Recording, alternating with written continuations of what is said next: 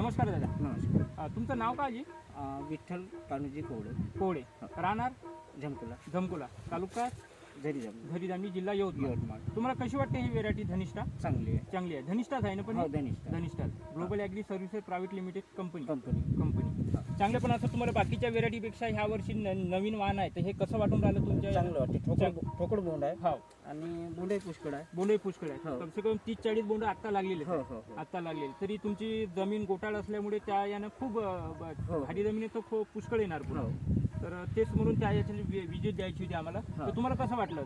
चांगली आहे. दरवर्षीप्रमाणे पुढच्या वर्षी घ्यान का पण? हो हो. किती पॉकेट घ्यान पुढच्या वर्षी? पुढच्या वर्षी आता यावर्षी 2-4 पॉकेट घेतले. पुढच्या हा. वर्षी 6-7 पॉकेट घेईल. घेणार. हो. घेणार. पण असं काय वाटतं तुमच्या नातेवाईकाला संदेश काय देणार तुम्ही? नातेवाईकाला तुमच्या गावात वगैरे काय सांगणार त्या variety विषयी? नातेवाईकांनी पाहून गेले पराठी. हो का? हो. चांगली वाटली त्यांना? हो, चांगली वाटली त्यांना. चला दादा, धन्यवाद. धन्यवाद.